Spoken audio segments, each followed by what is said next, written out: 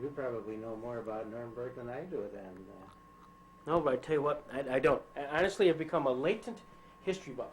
I mean, I've always enjoyed history.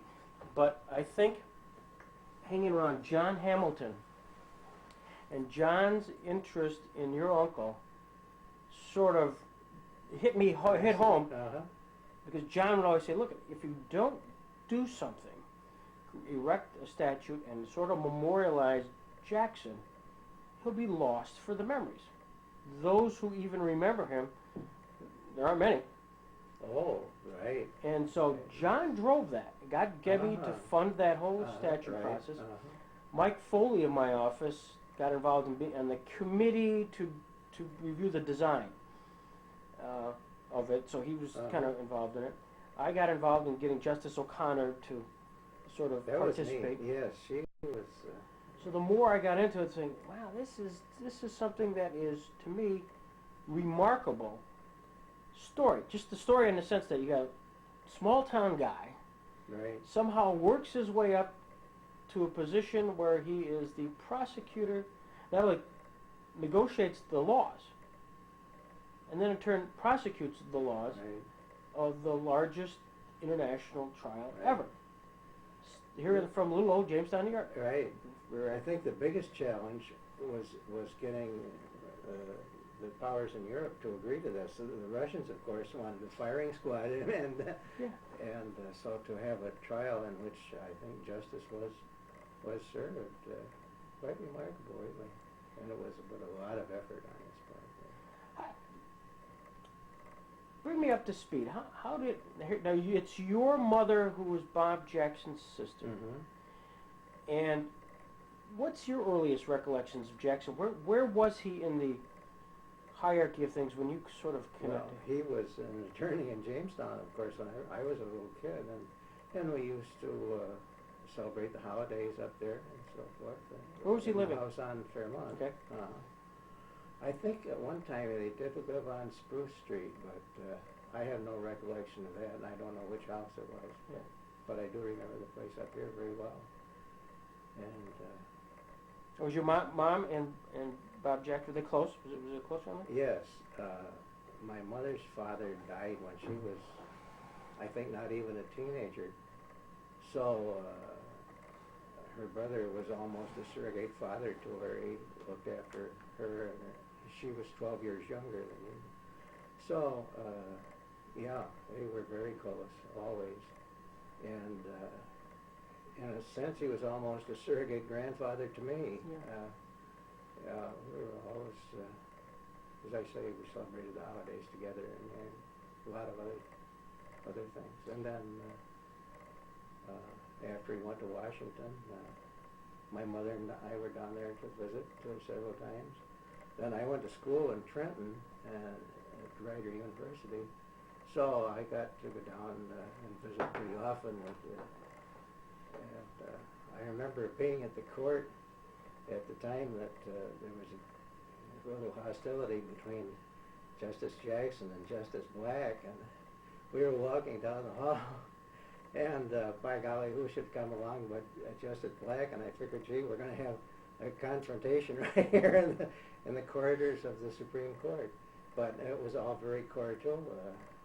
Uncle Bob said, I'd like to meet my nephew, and well, we had a nice conversation without any bloodshed. What did your Uncle Bob say about Black, that whole relationship? Did he talk much about it? No, we didn't. Just something you read in the paper and you sort of knew about? Yeah, right. But we didn't discuss it at all. Did he talk at all about the court? Did he kind of put his arm around you and say... No. Our relationship was uncle-nephew, and it was family, and I didn't, well, I was too damn young to appreciate this, and the same as with Nuremberg, Gee, it was great to be there, but I didn't, at the time, appreciate its being one of the high water marks in human history. That's right. Yeah. So. How'd you get there? How'd you get to Nuremberg? Oh, I was stationed near Munich in in the First Division.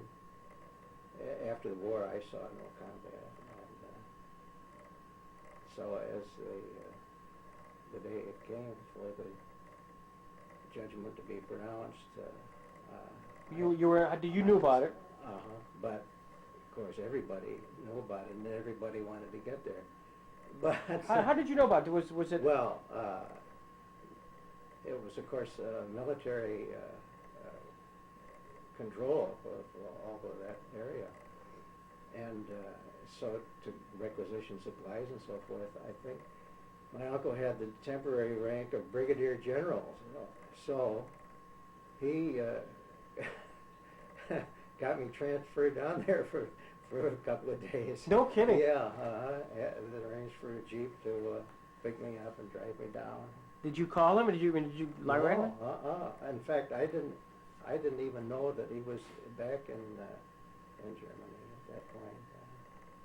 So the commanding officer called me over and he said, "I don't know who the hell you know, but you're going to Nuremberg," which was nice. And it was really a great experience, I must say. So there had been a recess. The trial had ended. Yeah, and the judges were deliberating. And then they sort of they announced that on a certain date they would be pronouncing. apparently, yeah. But I was completely unaware of it until I found out I was being transferred. And boy, Nuremberg was a shambles. It was just a devastation. Everything really, except amazingly enough, the courthouse. Yeah. Absolutely intact. You know? So from Munich you had a chauffeur down. Oh yeah. And let's see, I got there rather late at night and overslept the next morning. So everybody was down having breakfast when I came down. And so anyway, they were all very nice about it. My coffee, let's see, Mrs. Jimmy Burns poured my coffee that morning. Yeah. And a bunch of other dignitaries. It was great. Now, because they knew it was going to be did they bring in a lot of the dignitaries to that? Well, a lot of them knew, like Jimmy Burns, of course, knew what was happening. Right, and he was he the Secretary of? Secretary of State, I think, at that point. And so a lot of people were coming in kind of for this event? Well, some, yeah, but not in great numbers. I would guess there were probably less than a dozen, 10 or 12, who weren't military. So they all gathered in a certain... Well, this was where the house where Uncle Bob and his staff were staying, and where I stayed during the time I was there. And so, of course, it was a lovely home, a little ways out of Nuremberg, so it had escaped any damage. And so we had breakfast and went to court. Did you see Bob before the court? Only at breakfast, and briefly then. We didn't have a chance to talk at all. So the procedure in the morning was to announce whether they were found guilty or innocent.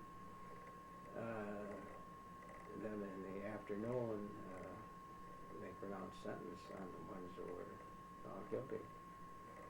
And it was probably one of the first ever where there was simultaneous translation into 4 languages of the proceedings. Mm-hmm.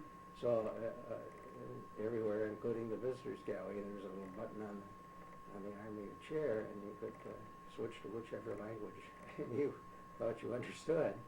And that was good. And I think it did cause some confusion at certain points, particularly when my uncle was interrogating Goering. Yeah. And Goering really got under his skin, and for once, it was the only time I ever knew he really blew his cool, and it was pretty obvious. But anyway, just to try to gather, this must have been such an excitement, a buzz around Nuremberg.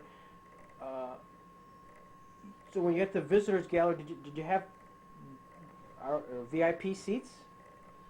There were just seats. Yeah. Yeah. Did you have a view of the defendants? Oh yeah. Uh-huh. So Yeah, the visitors gallery was elevated, so you had a good view of the whole courtroom, everybody in it. up to that time, because of your uncle's obvious position in the trial, were you following it closely? Not particularly, because I was in Europe and the newspapers weren't focusing on it, and I didn't see many papers, to tell the truth. Mhm. So, of course, we knew what was going on, but as I say, I didn't know even when the final day was scheduled. Yeah. Until I was summoned there too. Now, when they were announcing not the sentence, but the verdicts, Mhm. were you eyeballing these guys and seeing how they were reacting? Well, we were some distance away, so yes, and most of them were unemotional. Yeah. Outwardly, anyway. Yeah. I'm sure they weren't inwardly, but and of course, Gehring knew darn well that his sentence was never going to be carried out. So that was the morning. Then I had lunch that noon in my uncle's chamber with General Lucius Clay. Here am I, a PFC, having lunch with General Clay and my uncle, which was quite interesting. Did Bob talk about, was there any surprises during the verdicts? No, I think not. I think he knew what the verdicts were. So he didn't react? No. You didn't get a reaction out of him? And so his secretary was there, of course, in the courtroom, and his son, Bill, was a very able assistant in all of this. Mm-hmm. Bill's quite a guy. Mm-hmm. Yeah. I think he's perhaps sort of semi-retired now, but one whale of a lawyer. Yeah. So after lunch, then you go back in and then we hear the verdicts. yeah. Again, any reaction when Not really. guys was? I think there was sort of a feeling of great relief among the 2 or 3 defendants who were acquitted. Yeah. Was there much camaraderie among the defendants in the dock? Was there I think not very much, not visibly so. And of course, they were all in separate cells in the slammer. Yeah. So I think not a great deal. Yeah. And I don't know that there had been before the trial in the Nazi administration. I don't know that all of them were big buddies. Yeah, I think you're right. Yeah. Afterwards, so the sentencing's handed out. They all march away from the court. Was there a buzz in the courtroom afterwards? The media? Was there? I don't recall any big. Sort of military the style. Media the media wasn't like the media is today. Yeah.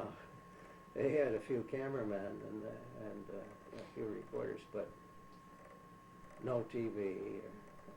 I think that's, I read that in that. In fact, that those are interesting books. If you want to take any of that stuff home and read them, they feel free. The pooling, they had literally one or two cameramen, and I think the camera guys were really Russians. I wouldn't be surprised. That's sort of, they did the technical piece. Yeah. And from that, you always see sort of the stock footage from Bob's original speech. Right. It's from different angles, but yeah, you're right. They didn't have cameramen galore. They were there merely for the proceeding only. Right.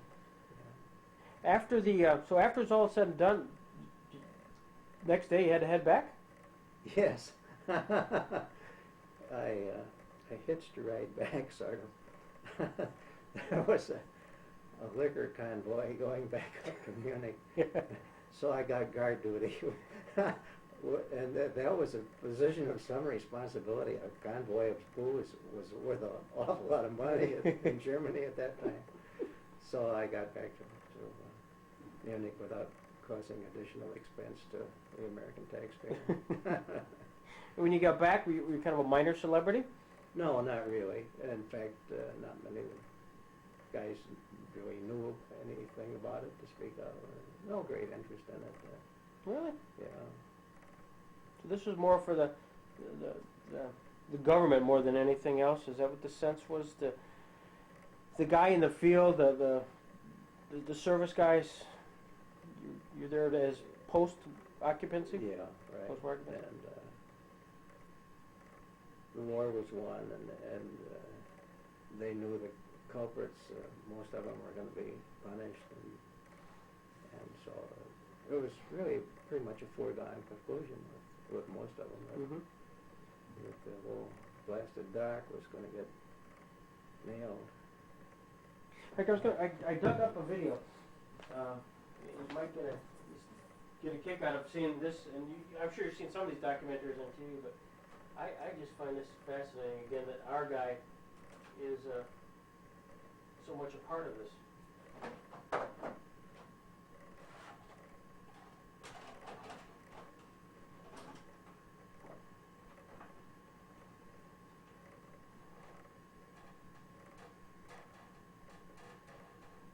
For the rest of the summer, the accused were given the chance to defend their actions. 61 witnesses took the stand on their behalf. The defendants and their lawyers delivered their final statements on August 31st. 1946. The chief American prosecutor, Supreme Court Justice Robert H. Jackson, comes forward for his final summation. These men saw no evil, spoke none, and none was uttered in their presence. When we put all of their stories together, this is the ridiculous composite picture of Hitler's government that emerges. It was composed of a number 2 man who knew nothing of the excesses of the Gestapo which he created.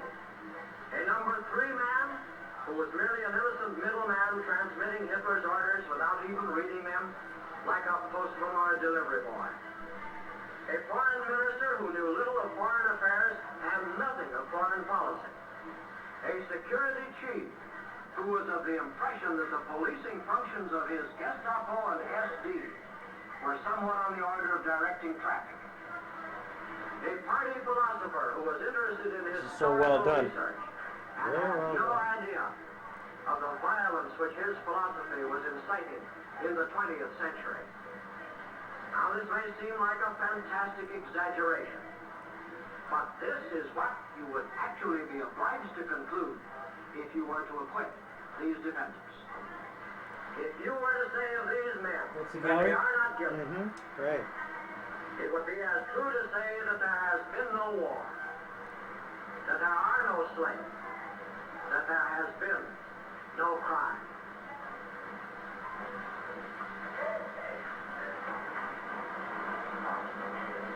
The judges file out of the courtroom to consider their verdict.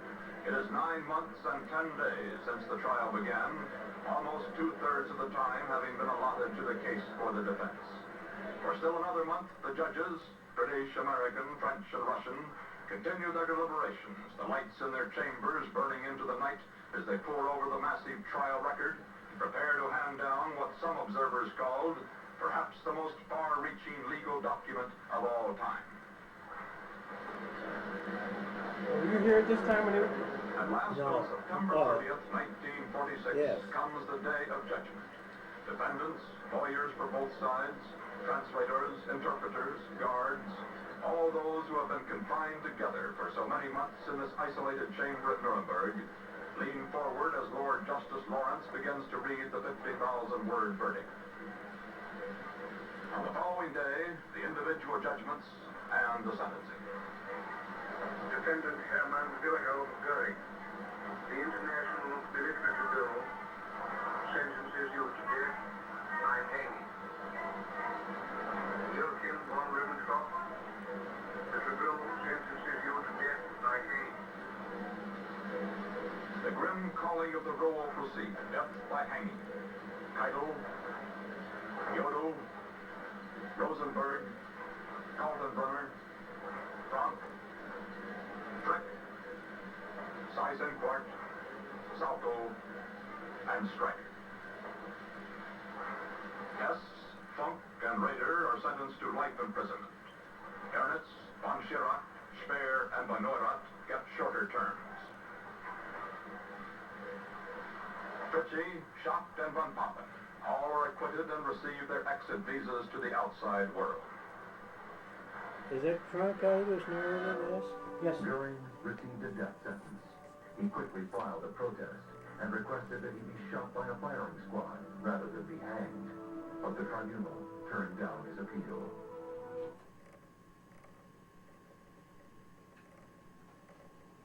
And then Goering, of course, you know, chief Right. the hangman. Yep. And, Was that big news in America? yeah, I think so. Yeah.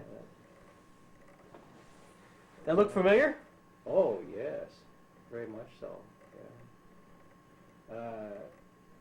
One thing about prosecuting the case, all of the evidence was nicely provided by the Nazis themselves. Yeah. Jeez, they documented everything.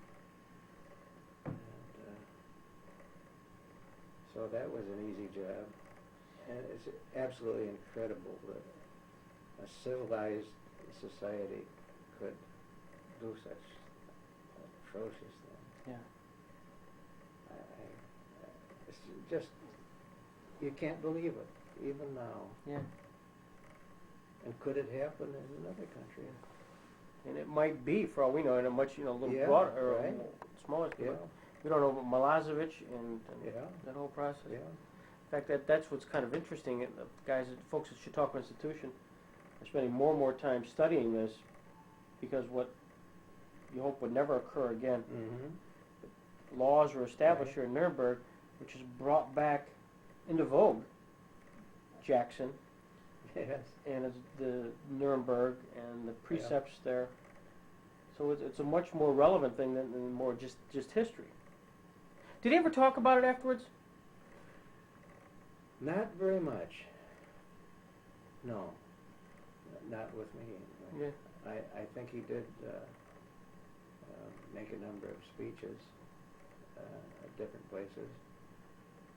And I believe it's Harvard that had an oral history program, and they taped a number of interviews with him. But there was a time release on all of those. I don't know how many years they had to keep it, but I don't know if it's even expired now, so that they could Okay. release those. Yeah.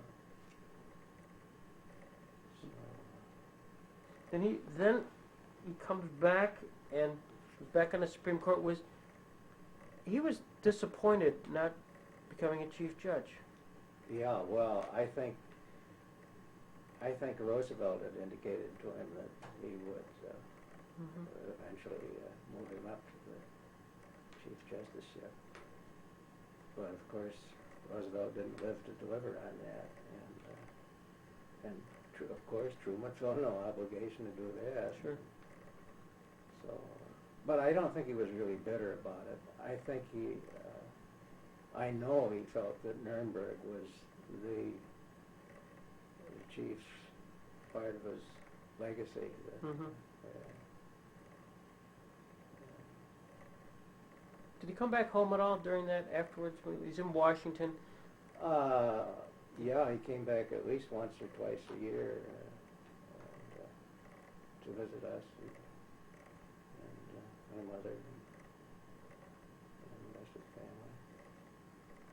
And I remember walking up Main Street with him, and he's, every time I come back, this hill has gotten steeper.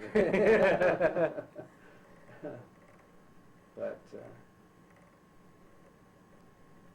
as I say, his professional career and his career on the court and even at Nuremberg at the time, I was not all that interested. He was my uncle, and Yeah. we were we used to go riding together and stuff. And he liked, there's one picture there. It's very typical. He has his thumbs hooked in his vest pockets. He loved to pose as a country lawyer. Yeah. And it was very typical. He dies unexpectedly. Mm-hmm. Well, he had a heart problem. They knew that, which had become apparent after the trials.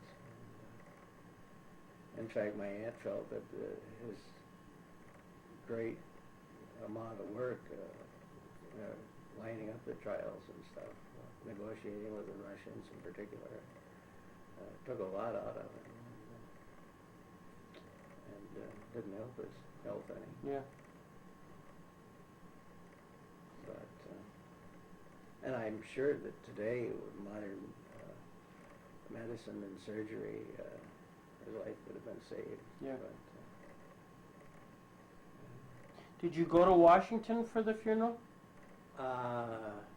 no. But of course we went to the funeral here. And then the court had a memorial service a short time thereafter, and we did go down for that, and it was really moving. Was it? Mm. Was that kind of at a point where you say, gee, I guess he was more than just an uncle? Oh yeah, Yeah. yeah, sure.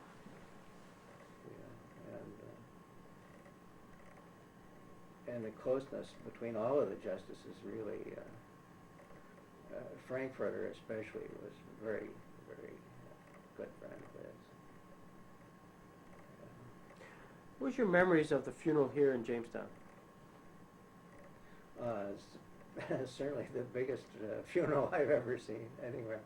And let's see, Governor Dewey was here, and several state officials, and of course the whole court was here. Then sometime later there was a memorial service in the Frewsburg Cemetery, and Nicholas Katzenbach was up for that, and made a very nice speech.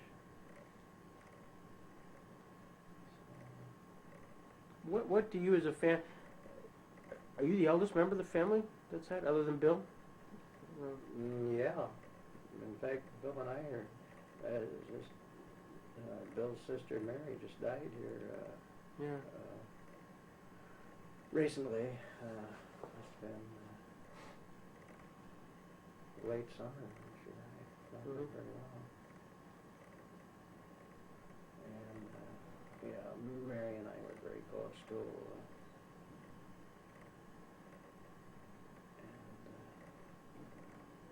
Well, Mary had she and her dad used to camp a lot down at Spring Creek where he was born. Mm-hmm. And so Mary and her husband built a camp outside of Spring Creek, really out in the boondocks, I must say. So we were over there any number of times. And the family get together. What'd she think of her dad? Oh, they were really, I think they were closer than Bill and his dad. Mm-hmm.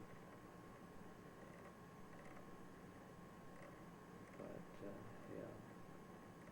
Bill was closer to his mother, I think, than to his dad. But, Not an uncommon relationship, you know. no, that's right, yeah. And the wife lived how much longer? Probably,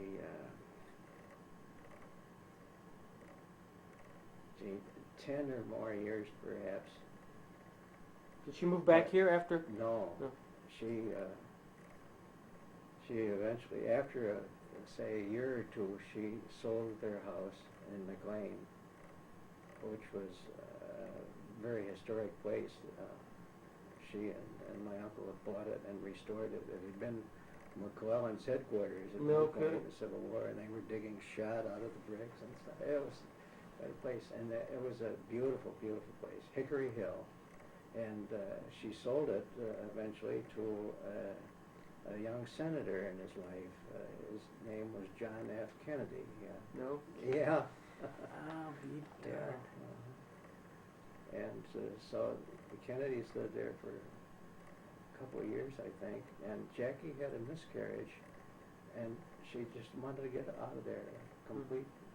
Completely different environment. So they sold it to Bobby and Ethel. So as far as I know, it's still a Kennedy establishment, and they had so many kids they greatly enlarged it. But I didn't know that. yeah.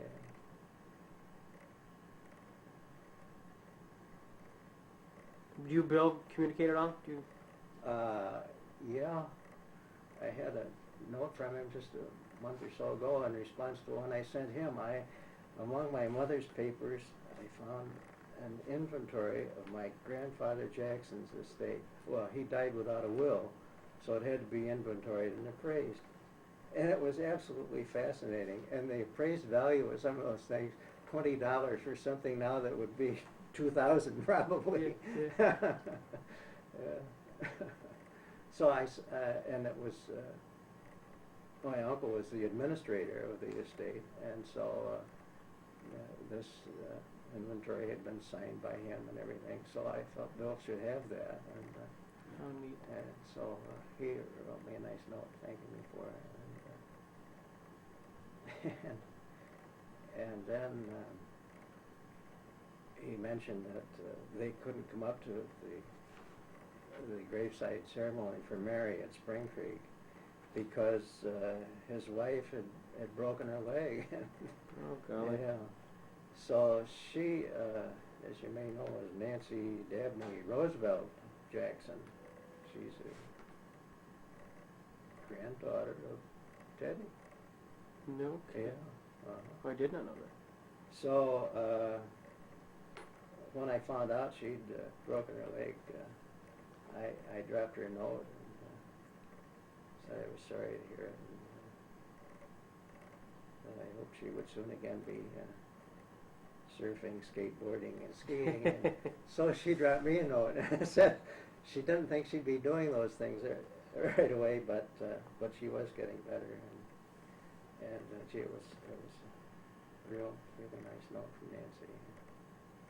And she told me I was one of her favorite people, which really broke me up. Now, Nancy's father was who? Which? Oh, by us.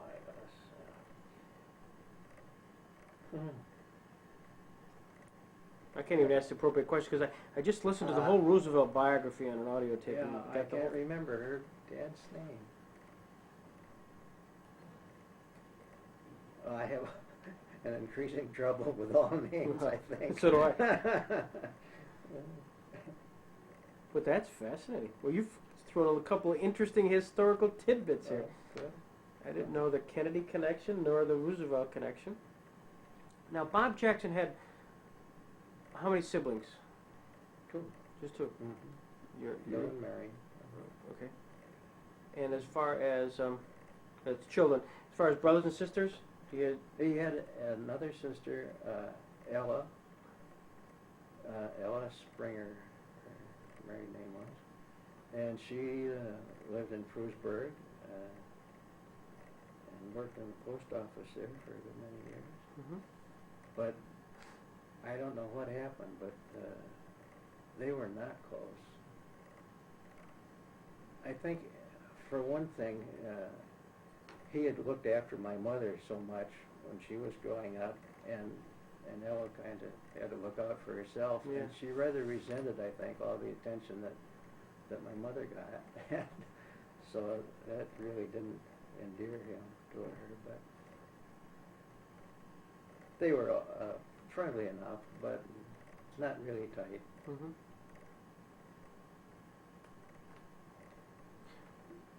Now, your grandfather, this would be Bob's father. What was he? What was his background? I really don't know what he did in Spring Creek. I think he was a farmer. Worked on the family farm there when he was growing up. But then eventually he moved to Frewsburg and owned the Frewsburg Hotel, operated that, and I think he owned several other properties too, at least in partnership with some people. Building at Buffalo and East Second. The DeWittville Inn there? Yeah. At one time, he was part owner of that, and I think he had some other property around. But anyway, the hotel burned. It's not the building that's there now. It was quite a fire, I guess. And my grandmother said everybody came running in, and they would carry out bedding, but they'd take a mirror off the wall and throw it out the window. So after that, he had a livery stable and several racehorses, trotters, and was pretty successful at that. And in fact, the house where my mother lived and where I grew up, there's now a historical marker there saying it was the boyhood home of Robert Jackson. They haven't said anything about it as being my boyhood home. But anyway, I will correct that. It was right next to the livery stable. It was a big barn that sits back behind what is now the igloo, and so they lived in the house that's close to the igloo at that time. But then my grandfather built the house that became Uncle Bob's boyhood home. And interestingly enough, the bathroom was in the basement because, well, it was, he could come in the back door and go right in from the livery stable without tracking anything upstairs. Yeah. And besides, it was one of the first indoor facilities in the village, so they didn't think about it. Yeah. It's being a little inconvenient for the folks upstairs. But so yeah, he used to have some pretty good harness horses. I believe he ran and had them running in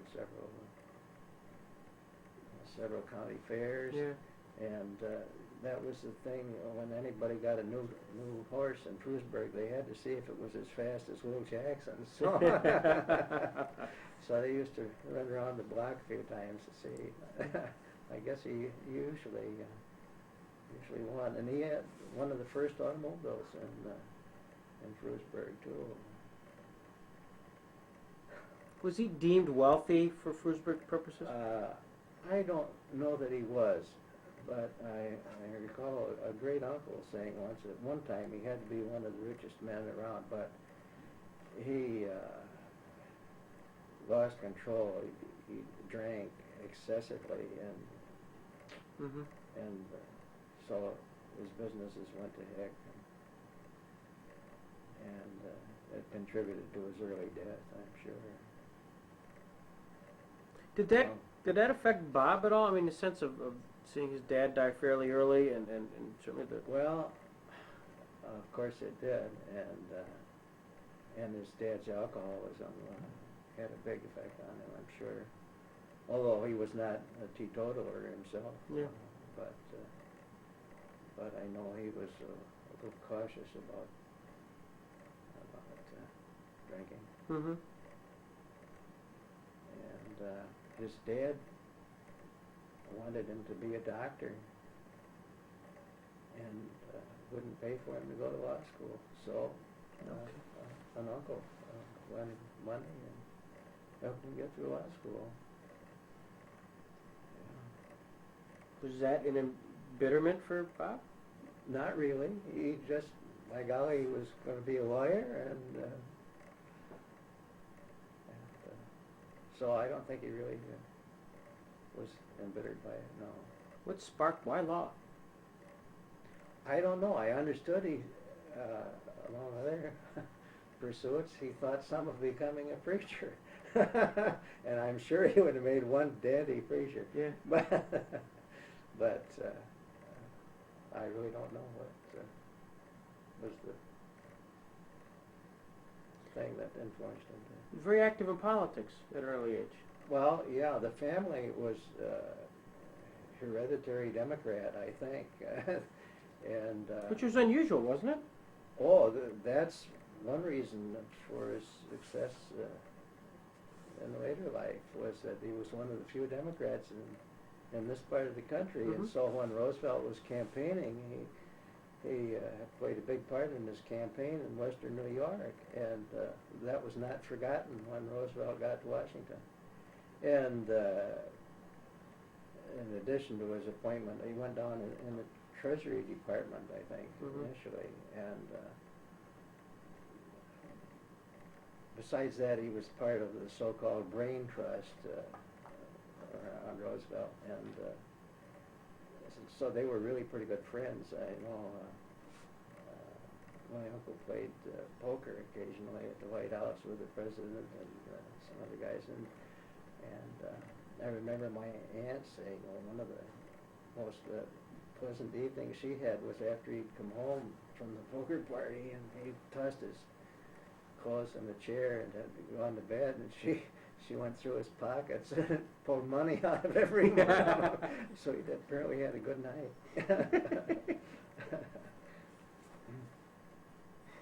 Did he have close relationships in Washington when he got down there? Were there kind of bureaucrats or people Yeah, together? I think he had a lot of good friends, both on the court and in the party. When my mother and I were down for Thanksgiving dinner back in the 40s sometime, he had a newspaper man for dinner with us, Lowell Millett. Mhm. And I studied journalism in college, and so one time when I was down visiting, when he was on the court, he took me for lunch to the National Press Club, which was, gee, that was heaven For you, yeah. Yeah, yeah, and it was really. I met some of the correspondents from the New York Times, and oh, gee. And they were big names to you. Oh, I'll say, yeah, that really impressed me. So Justice Black, so what? But gee, when yeah. But what an opportunity! Did you ever think, as a journalism student, that you ought to interview your uncle? No, heck, what am I going to ask him? You know, no, our conversations were always family and horses and Yeah. stuff. And it's so typical. Frankly, you probably would love to have done it now. Oh, absolutely, sure. But yeah, I don't know if it was because of his dad's interest in horses or what, but he was he was part owner of a riding stable up at Lakewood where Perkins, or now it's Denny's, is. And I used to go up there. In fact, after he went to Washington, they had a big Shetland pony that he gave to me. And, yeah, so I used to ride up there quite a bit. And my cousin Mary, a little later, had a huge hunter. And I rode the hunter once or twice, but it was really too much horse for me. But once an attorney friend of his from Buffalo was down, and Uncle Bob took me along. We went riding and had a picnic dinner up in the woods behind the farm there. So yeah, until talking with you, I hadn't really thought about how close we were, but gosh. Yeah. Well, it's an extraordinary opportunity, and I'd probably take somebody a little more removed to ask and to be curious about that stuff. I find that, again, talking to all those baseball guys and coming up here, and all of a sudden the things that come out that jog the memories. Yeah, right, exactly, yeah.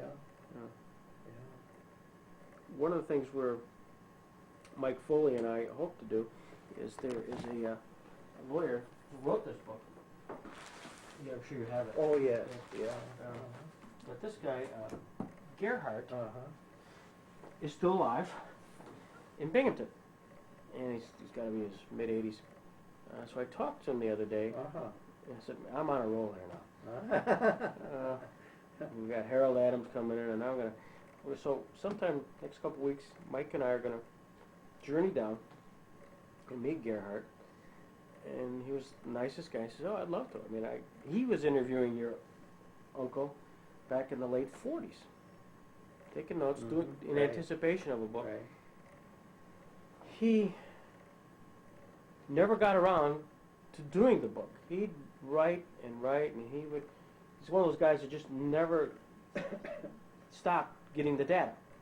There's got to be, 7 or 8 interviews he had with your uncle, and he'd write to all the prosecutors and all the justices, kept getting letters back and this stuff, and kind of gather till all of a sudden your uncle dies. And Gerhardt says, I guess I better pull this together. Yeah. So he spent the next year and a half pulling it all together, and that's the book. And there was a subsequent book I guess he said he put out also. Yes, a smaller book. I have that too. I can't remember what he called it. But there's an attorney in New York City and his son. They're working together on a biography, and they've been on this for a number of years. And he's been up here. I can get you his name. Yeah. I'll be darned if I can remember it offhand. And he's been in town twice, I think. And we had a long conversation up at the Holiday Inn one year. And I think his biography, if he ever gets it done, will be the definitive Jackson biography. But it's taking him forever. Well, that I'm in charge of getting a speaker for our 100th anniversary of our bar association. This guy's beautiful. He's done the research. He can talk about our most illustrative member ever. Right. And I'm sure he's got a lot of data and he's probably picked up stuff that will be. This is good. This is more than good. I realize. Does your family have memorabilia now that was there Not very much. And most of everything that we had has been given to Fenton. And I still have some things that I promised to Fenton. I just haven't had time to sort through them. But they have an awful lot that my cousin Mary gave them, some of which I think the Library of Congress has quite a lot. And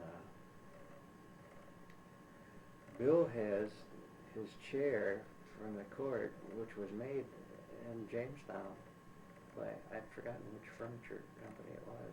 No, Jamestown Royal, perhaps. I'm not sure of that. But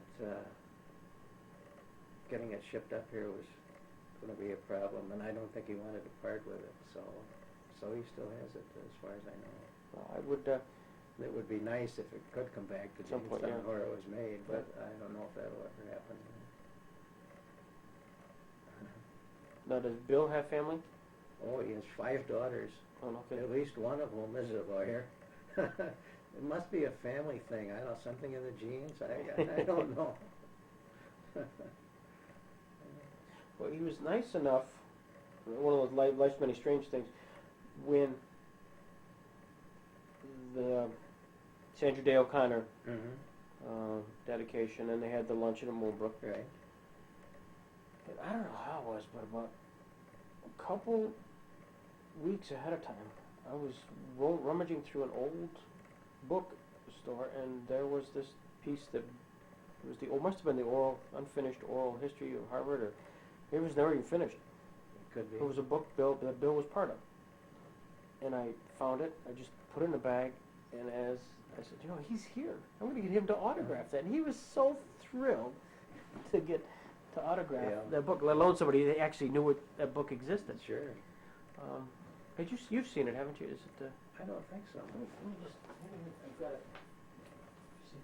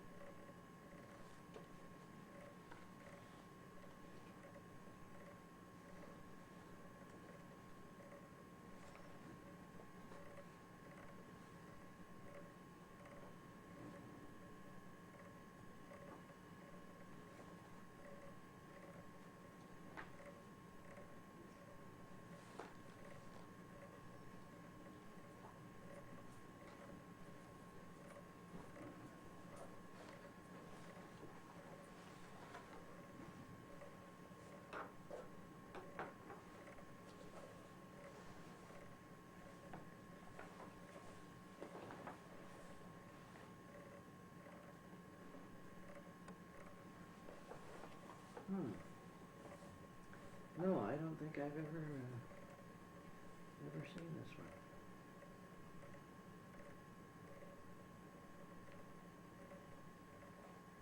You want to take this stuff? I mean, not a lot of people who would find this of interest other than kind of folks for history purposes. If you want to take that home, these books home and have fun reading it. I would like to take this one.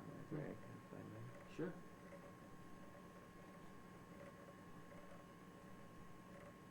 Yeah, that looks very interesting. One of those dumb things you stumble onto. It said Jackson. And here it is. Yeah. I'll tell you, this is not a loan, this is a gift. Unfortunately, it is not inscribed by anybody but me. Oh. But That's but it was from my uncle's library at Hickory Hill.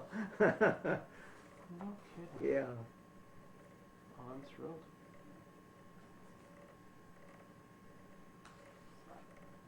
Wow. Now, 1939, he would not have been on the court yet. Uh-uh. No. I don't know when he got the book. I'm sure he wasn't on the. Well, on page 18, it talks about Roosevelt wanting to pack the Supreme Court, Yeah. and my uncle wrote a book and to help that cause along, the struggle for judicial supremacy. Mm-hmm. Wow, that was Roosevelt definitely wanted to pursue that. I'm frankly glad it didn't work, but that was a strange time down there in Oh Washington. yeah, it surely was. How exciting! Yeah. Well, thank you. Thank you You very much. bet. You sure don't want this back? No, no, it should definitely belong to a lawyer. You may want to read it even. I don't know. No, I will. This is one of those things. You know, you go on these trips, and you really just want to take one book. It really is kind of interesting, and this is the kind of stuff you put in your bag, and you read it, and you say, He says the lawyers are not going to like it, but yes. well, obviously it made it onto Bob Jackson's bookshelf, so Yeah. obviously he had it, and that's great. Now, how did you get it? Was it Well, like, when my aunt was selling the house, there were things all over the place, and a lot of books from the upstairs library on where his study was, and just take any of them you want. Yeah. So I took all of them that I could bring home. was there a good, when Bob was in Washington, was it a good relationship between the two of them? Was it, I think so, pretty good. I'm not. I really don't know about that. mm-hmm. There were some people who thought not, and I really don't know. But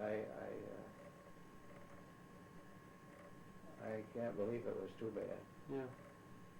When I was down visiting, actually, of course, my uncle was busy, and so while we got together, we didn't have hours and hours to spend. But my aunt was really, really great. She took me down to Williamsburg and wow. stuff. And, yeah, and we had a great time together. She was a terrific lady. But I don't know whether there was some tension there at one point or not. But I never sensed it. Yeah. If there was. Yeah. Yeah. Seeing this picture makes me think he was a very dapper dresser. Was he, Yeah, one year he was on the 10 best dressed list of somebody or other, and when he was living up here on Tremont, he was out gardening and one day, and when he gardened or did any work like that, he really dressed like a bum. So a delivery man came and he'd been to the house and nobody was there, and he had a package that he needed somebody to sign for, so he asked the gardener if he'd sign for Dick Jackson. And so my uncle signed it, and the delivery man looked at it, and looked at him and said, "My God." He didn't believe it. Now, Jackson had a couple of famous clerks. Law clerks. Yeah, William Rehnquist. Rehnquist? Yeah. And have you read much about? Has Rehnquist written much about the Jackson years? Not to my knowledge. When No. And George Niebank also. Yes. Yeah, George was. That's correct. George was down south somewhere, isn't he? The guys who are working on this biography have been in touch with George, I'm sure. Mm-hmm. And I'll get you their names, Greg, so Because this works. I've been struggling. You know, whether to get somebody old, an old judge, you know, that comes in who really doesn't have much to do with, but he's got a name, or have we've got a Charlie Goodell's son is the chief counsel for the National Football League. Is that right? Born in Jamestown, of course, with his dad's connection here. But interestingly enough, I really thought that was a home run. I mean, sports, Yeah. Goodell name, all that Right. stuff. But I've run into some opposition, just a minor, but some opposition because of the political nature. And I'm saying, you gotta be kidding. Yeah, good grief. That's right. So all right. So I've not pursued that, but I still have this kind of obligation. You know, the Goodells and Jacksons were neighbors, Mm-hmm. okay?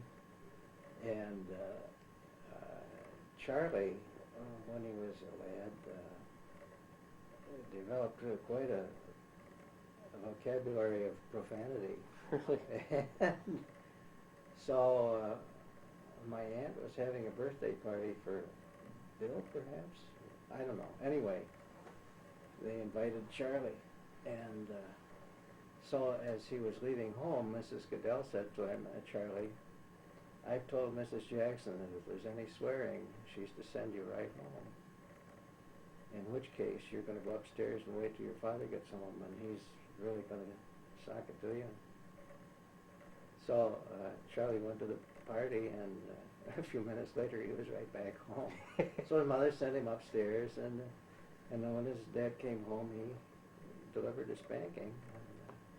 And when he had done that, he said, "Well, now, Charlie, have you learned anything from this?" And Charlie says, "Yes, the damn party isn't until tomorrow."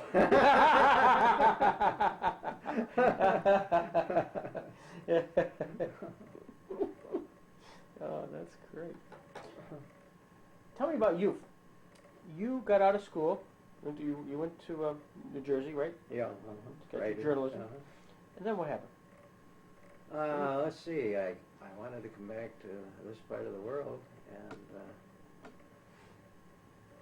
so let's see.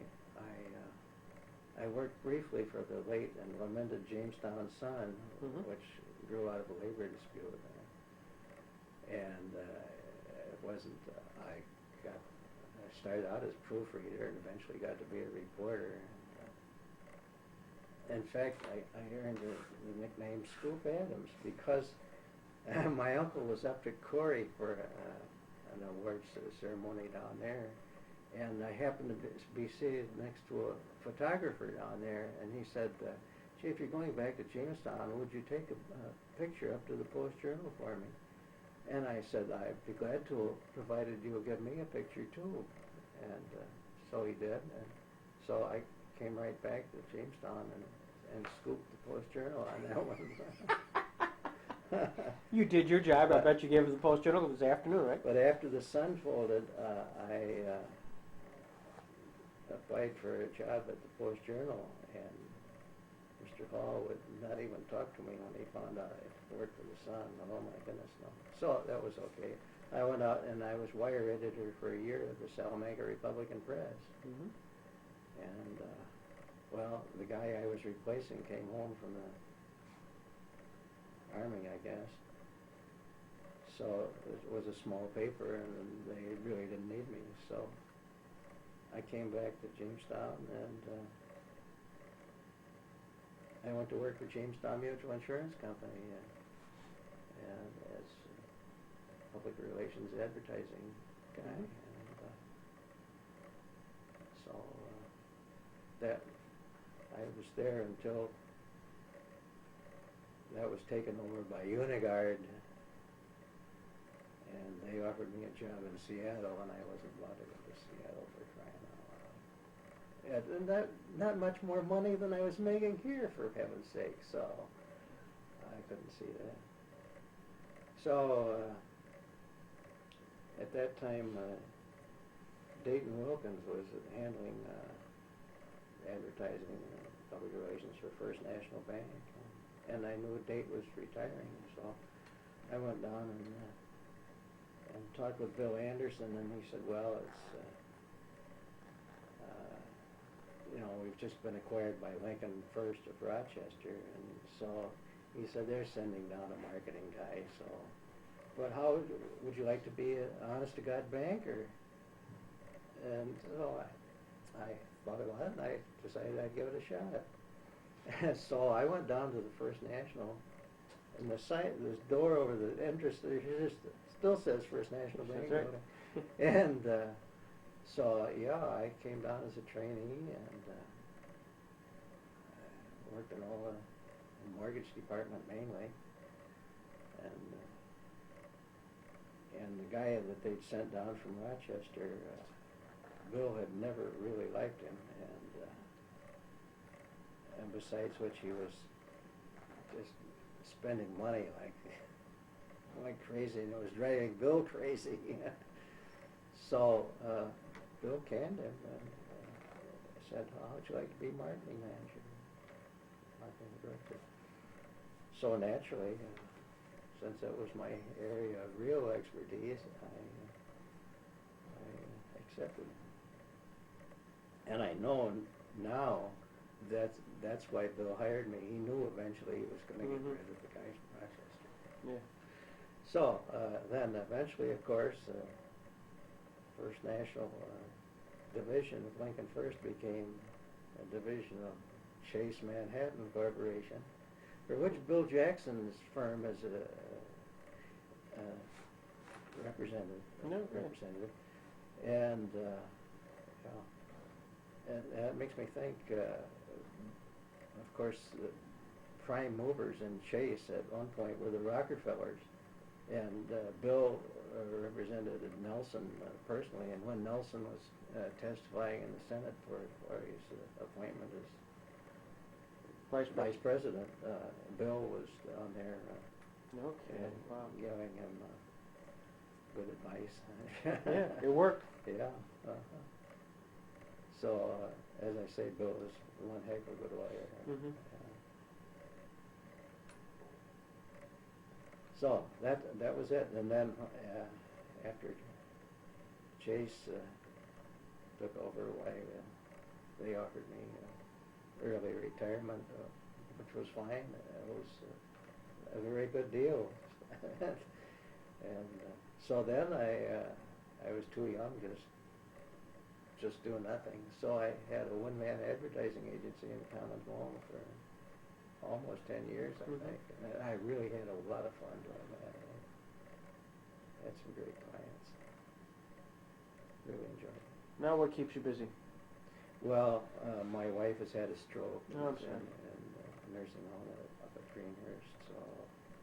So, so laundry and cooking and housework. I understand. Yeah. But I get up to see her every day, and it's not bad. Yeah. It's a damn shame. But you never know. Mm-hmm. Life changes in an instant. When did she have that stroke? About 3 years ago. Yeah. My mother was talking about your wife. They were both in Mozart. Oh yes, that's right. Sure. My mother's Gladys. Right. Sure. Sure. Marianne has mentioned your mother. Yeah. Yeah. Yeah. That's well. It just devastated her left side, her left leg, left hand. So she can't. She was a pianist and organist, and of course can't, and she can't walk. So it's really. I don't know how she handles it as well as she does. Really, for the most part, she's pretty upbeat. Yeah. You have kids? Yeah, two daughters. One is a teacher. She teaches. Well, she was at Corey for quite a few years. In fact, 12 or maybe more. She lives in Jamestown, drives to Corey, or did drive to Corey every school day. In the wintertime, that's quite a drive. Oh, yeah. Over that hill in Wattsville, my gosh. But this year she's transferred to Columbus and is teaching kindergarten and just loves it. Yeah. It's a little closer. Yeah, and it's saves her several miles and has saved her several speeding tickets already. she did go through bus tie, and that's I think she got nailed twice there. Yeah. And her husband is Bill Groom, a probation officer. Sure. Sure. And our other daughter is a nurse and works in a nursing home in Naples, Florida.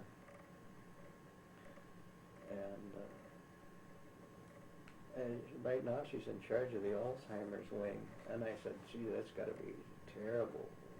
No, she said, actually, when they get really out of control, why they put them in a different area and sedate them and stuff. But the people that she is helping take care of, pretty funny, she said, a lot of times. Really amusing. Yeah, I think it's, and I guess I can appreciate that, is that it would be tougher on the family who's got this whole continuum. Yes, right. And yet, your daughter's seeing them just at that certain Yeah, time, and right. they can be in good humor. Yeah. They don't remember what they did Right. yesterday, and they don't remember anybody else, but they can be in Yeah. very good humor. One lady called her in, she said, there's a cow pie over behind my door there. Well, it wasn't the cow that made the pile. But it's a good story. And her husband is selling organs for the Fletcher Organ Company, and he's just an incredibly good salesman, I guess. course, Naples is a prime area anyway, so very upscale, a lot of money there. So a customer would come in. Well, this one couple had an organ, and they just wanted a newer, better one. So they found one they liked and sat down and wrote a check for $17,000 without batting an eye. So anyway, he was doing so well there that they made him sales manager of the office up at Lake Wales, and he's doing well up there now too. So. That's a gift. Yeah, it is. Yeah. And he was a musician himself, so he's really able to demonstrate the organs, and I guess he's given some people lessons even. And so he's done well. Well, then they're great to be able to do something which Yes. you've enjoyed. Yeah. You bet. Well, this has been terrific. Gosh.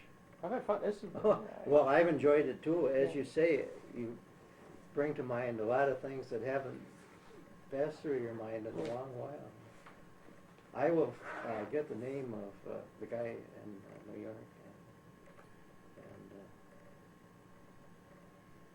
and I will return your book. No, right. I wouldn't have thought about that book just if we hadn't talked about it right now.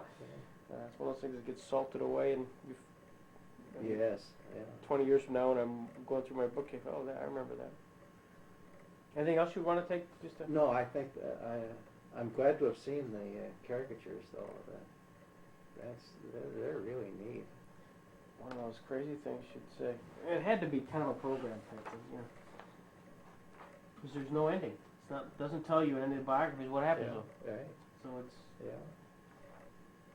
at the time, and to know, as you walk in, it's kind of thing you probably thinking, well, there's two British judges, wonder who they are. Soviet judges, sort of who's who. And Jackson, of course, as you said. Yeah, right. Very characteristic. Although this picture is one that was taken at the Nuremberg time. I'm sure he wasn't. That was an earlier picture. This one, yeah. Yes. And it's not a particularly good look at the shadow. I mean, this is. Yeah, right. As an advertising guy, you'd say you never show that. Yeah, right. But this one, he for some reason had pinch nose glasses that he wore at Nuremberg. I don't know why. Because he did. Maybe his eyes had gotten to the point where he needed glasses, but he never wore them before that I know of. Not at court. Did he write the opening speech? Was that, or did he have some help with that? At Nuremberg? Yeah. Oh, that's his own. That's his own. I know. Lots of times when I was down there, we'd be sitting around in the evening and maybe listening to the radio or some records or something. And while my aunt and I would be talking, he was sitting over there with a legal pad, writing opinions and Incredible. Yeah. That also is a gift, and that speech is truly one of the great speeches. Really, it is, isn't it? Yeah.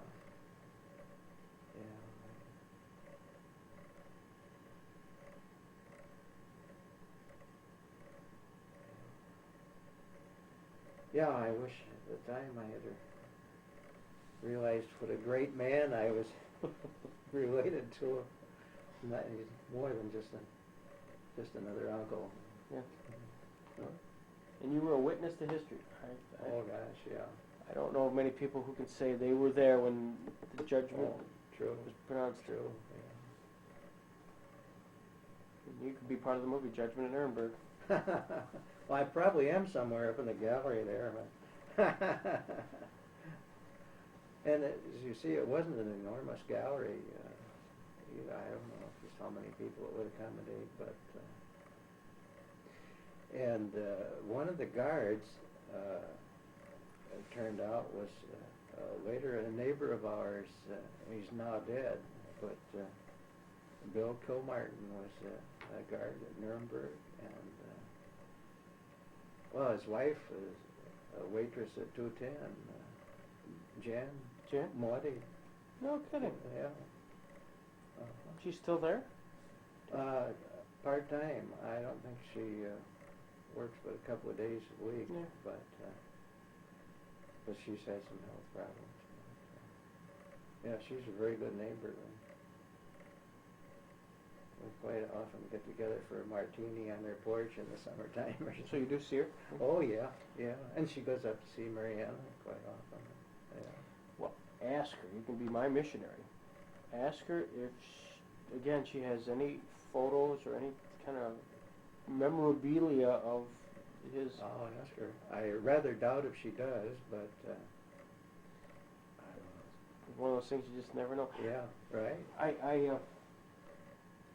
The only other interview we've done with Jackson related was a guy who lives in Celeron. His name is Cecil Wright, and he also was a guard. And I saw a reference in the paper, the fact that he was a guard at Nuremberg. So I brought him in, and we sat down, we were just chatting, and a very quiet guy. It was just hard to get stuff out of him.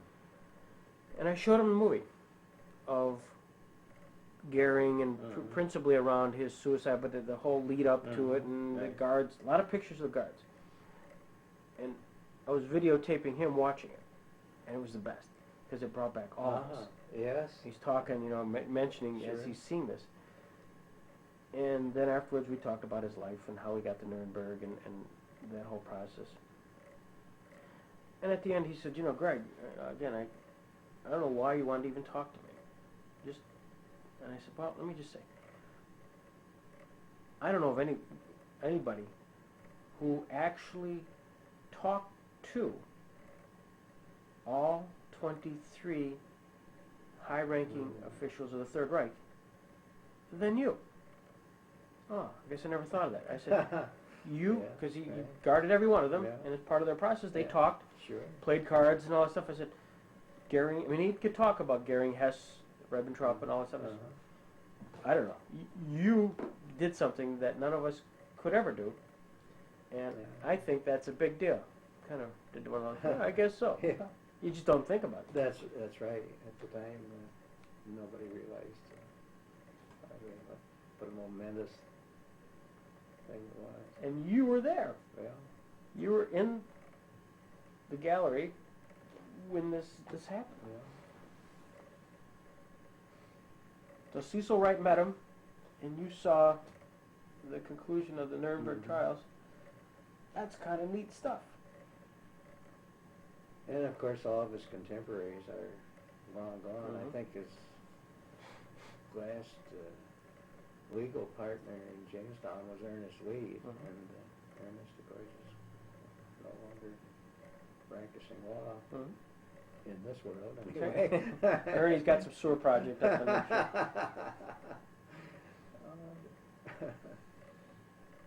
And I know the guy whose name I can't come up with at the moment, that was working on the biography, was up, and he was hoping to find some records of the old law firm, and he was told they weren't available, but I have since heard that some of the records are at Fenton. So I really don't know. I'm sure the Fenton would share them. Oh, absolutely. And I really don't know what all they have. I don't think they've really hardly inventoried everything that Mary gave them. And I believe a Medal of Honor was one thing, and I never knew that he received that. I was reading where he was one of 9 folks in the United States nominated for a Nobel Peace Prize. I didn't know that. He didn't obviously win it, but that's an honor in and of itself. But yes, right. Gerhard picked that up. I don't remember that. Well, we're anxious to connect with that author. Maybe I can bring this Gerhard and the new author back. Could be, because obviously he will have had to have read the Gerhard stuff. And the papers from Ernest Lee, I don't think, I don't know now if his son did get up and go to the Fenton and get to look at those or not. Anyway. I came across a few letters that a lady who was in a second-hand store got of Jackson. 1912, just first year. And it was a set of 3 letters to somebody, but it was all political. And really talking about Tammany Hall, talking about spoils, talking about this, talking about that. It's terrific political stuff. And he was defending how well the Chautauqua Democrats did versus the Cattaraugus County Democrats versus this, and such person should get this appointment. We did better than Tammany did in New York City. We did this. It was really insightful. So she had me. So she had these 3 letters and said, "Would you like to buy them?" Well, what are you gonna do? If you're interested in this stuff, you buy it. And so I sent copies down to the Fenton. I'm not quite ready to give it to him. Because I'm having way too much fun with it. In case you're curious to whether Jackson was a real ardent Democrat, here's proof. There was never any doubt in my mind. Yeah. Was he really? I mean, was he really an ardent Democrat? Oh, you bet. Yeah. Sure, that's, supporting Roosevelt and helping him campaign. And when he went down the Treasury Department, one of the first cases he had was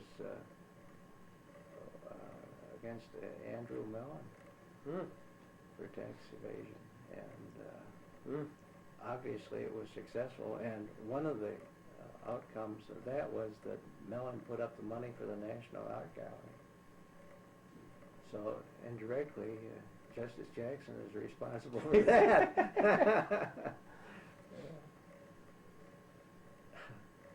That's interesting. And one of the justices, he was so good at prosecuting cases before the court that one of the justices said he should be appointed Solicitor General for life. I'm not sure if it was Brandeis or which one. Probably Brandeis wasn't on the court at that time. I don't know which one it was, but I think it's quoted in one of the books too.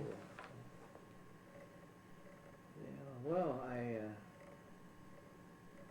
appreciate the opportunity to this is fun for me. unload my memory here a bit. I really enjoyed this, and you'll come back and I'll when we catch up again sometime. I'm gonna say, I bet you went home and you thought of a story or two. You don't know the show. You can say, Greg would be interested in this, so you hang on to those because we'll get them again. Okay. Okay. I'll do that, Greg. Thank you so much. Yes, indeed. After I sit a while, I stiffen up. No dancing tonight, huh? Right not.